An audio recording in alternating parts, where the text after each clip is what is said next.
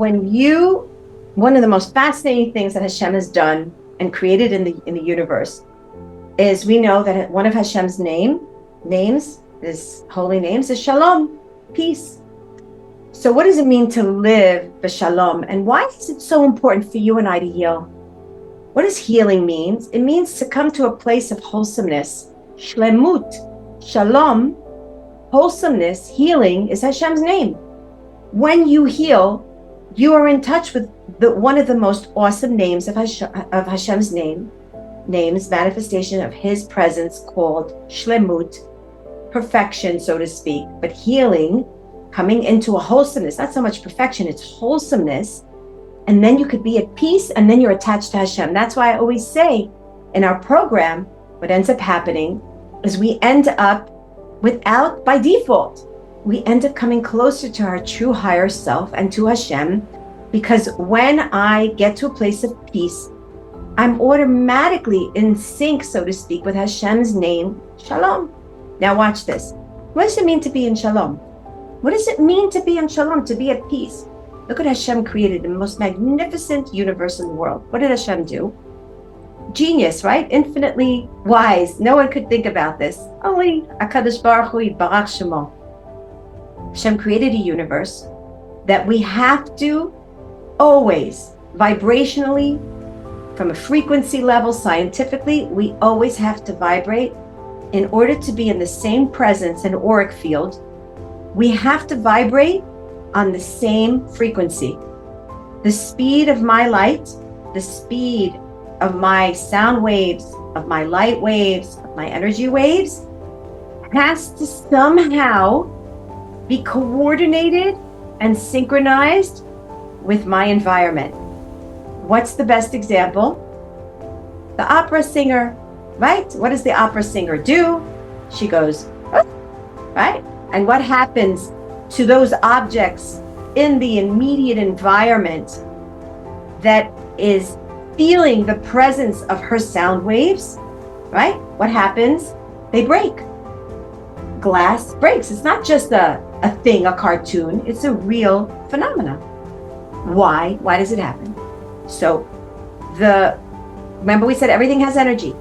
So there's a vibration even in the glass.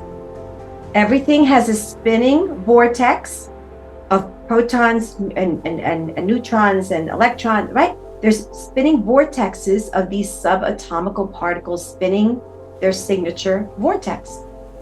So the vibrational speed that occurs in a cup is much slower than what occurs in a human body. Now lift that vibration up when she gives all of her gust and her zest into her singing.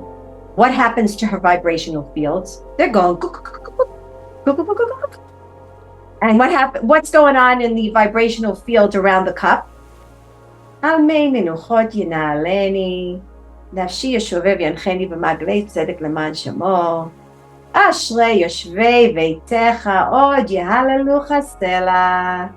Very quiet and very calm. As we say in Hebrew, stalbet, we're like just easy mind. So you have this vibrational pattern of the opera singer going with all of her gust.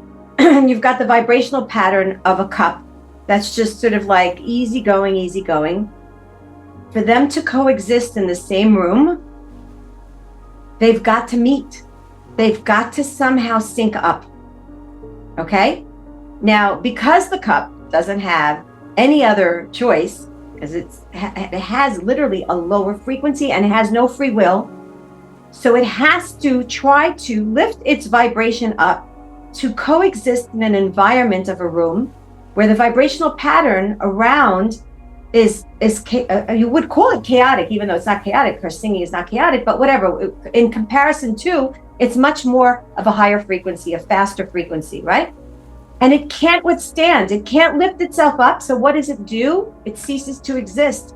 It falls down. The atomic structure can't speed itself up to sync itself up with the vibration of this singer. Now, that's the way Hashem created the universe. That's just a dugma and an example of what it means to live in an entangled vibrational matrix of consciousness. Hashem's name of being shalom and shlemut and healing and wholesomeness, that's the way Hashem created the universe. Meaning, here's the punchline, there's no other choice but to coexist and find ourselves somehow being able to sync our energies in a place of peacefulness and wholesomeness with that immediate environment that I am in right now. What that means is if I'm in a happy mood, okay, I'm going now, real life example, God willing, I'm in a happy mood and I'm singing and I'm this, and my kid comes home and is sour-faced because they had a really bad day. What happens to that child when he sees a mother that's Michiganite, running, dancing around the room and dancing to Hasidic music? I'm not going to say anything else, right? Hasidic music, and she's having a grand old time.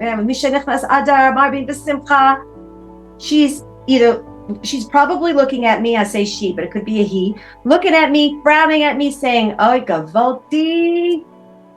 She's going to either join me, she's going to spectate, try to coordinate, try to see if her energies can somehow be raised up. And if she cannot, or he cannot, what are they going to do? What are they going to do? Go into the other room. Bye-bye, Mom. Nice knowing ya.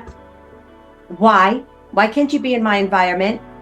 Because there's no way that my vibrational pattern, it's like you either beat them or join them, right? That's a vibrational energy axiom. You have no choice. So it's either that she or he would bring me down so that I would now let go of my vibrational pattern, or assuming I'm high enough, then I'm going to somehow be able to lift that person out of where they are. And that's the beauty of what it means that you have to always sync up with your environment. I'll say the last part of this, which is absolutely phenomenal. The Baal Shem Tov HaKadosh teaches that our nefesh, the lowest end, the lower end of our soul energy, is sticky. What does it mean, sticky? It means that our nefesh sticks on the lowest level of our consciousness. It actually sticks and attaches to our environment. What does that mean? It means that as I hold this cup, a part of my nefesh, I'm sharing it with this bottle right now. It's actually sticking to it to some degree or another, okay? Which means, again, I'm sharing an energy field. I'm sharing something in common now, not just because there's an energy field around this bottle and there's an energy field around me, but because as I touch it, or as I'm in its environment and it's in mine, we're syncing up, and there's a shared electromagnetic field that is in place now.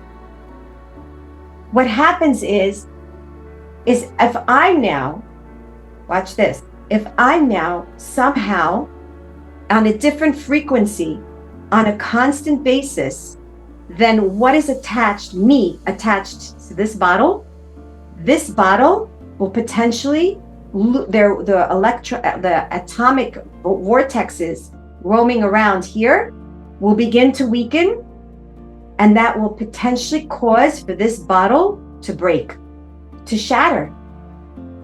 So the Baal Shem Tov HaKadosh teaches, pay attention when things in your home begin to break, malfunction, stop working, disappear, get lost, because it's telling you something about your nefesh and where you're holding.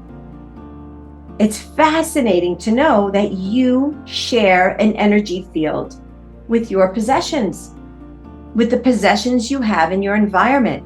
So it's not dumb, your washing machine stops to work, your iron breaks, this falls, this gets lost, right? There's a real shared consciousness and awareness that's going on in your environment, and you have an effect on everything. So the punchline, as I'm closing this idea up, is that when you change You really are affecting your entire environment, and you're gently, kindly, compassionately forcing your environment to lift itself as you're lifting yourself up in this program. You're, and in consciousness in general, when you lift up your Emuna, when you lift up your happiness, when you lift up, all those good places, those happy, feely, vortexes of energy, the people around you have no other choice but to sync up with you, right? So they're eventually rubbing elbows. Yeah, it rubs off. It rubs off, which is why when you change, the whole world changes. Because now, and I'm not kidding, you change, your spouse changes, your children change. They go out in the world, what happens? Change. All of the world is a rippled entanglement effect. If your frequency is strong enough, and where do we learn this from, Nechama? Because what is the Hasidic masters? What do the Hasidic masters teach us? A little light dispels what? A lot of darkness. So that means as I am radiating out more light because I'm spinning at a higher. What happens when I'm on a higher elevated vibration? My energy fields are more open. When they're more open, what are they emitting? More light. That means I'm walking around radiating more light. What do I have the ability to I'm like a walking flashlight. Call it a walking flashlight. What does that mean when I go into an environment where there's more darkness, instability, trauma, pain, sadness, lower frequency, however you want to name it? Can I carry that environment? And I'm not saying me. Can a person carry that environment and lift it up more quicker? Yes. Hasidut teaches us absolutely. That's a little. They're even saying a little light dispels a lot of darkness. So me, the little light, we can dispel a lot of darkness. We have that ability. So do you see how this is Mashiach conscious work? We're lifting up our vibration. We're opening up our energy fields. We're spinning at higher frequencies, which means we're emitting more light, which means we're giving off more positive vibes, which means we're helping really the world piece by piece, person by person, think and function on a higher level. I think that's phenomenal. I'm excited. That's that. And by the way, all that I just explained to you is exactly the science and energy in the energy of our various different gemstones. That's exactly what these gemstones do. They radiate out. It's not the program that where we're in, but go into the power of crystals. You're going to be amazed. These little beautiful stones have the ability, when you hold them and bring them into your field, wear them, right? They have the ability to gently, forcefully lift up because they radiate out a frequency. And depending on what you're wearing and what the frequency of that which you're wearing or that you have in your environment is radiating out, you won't even understand why things don't bother you, right? Beautiful, Lily. You won't even realize why things aren't bothering you that much anymore, because you're in a field around you that's sending out positive vibes. So when you can actually go into a room filled with gemstones like mine, I have a gazillion. I'm the stoned out lady. That's what I call myself. I'm stoned out in a good way, right? You can go into a room or into a gemstone store and you're mesmerized. You're mesmerized because the generating environment there of vibrational patterns is so beautiful and so soft and so welcomed into your fields, because you're being uplifted just by the vibrational patterns of these gemstones. And nothing else has as organized of a gemstone, of a vibrational pattern as gemstones. So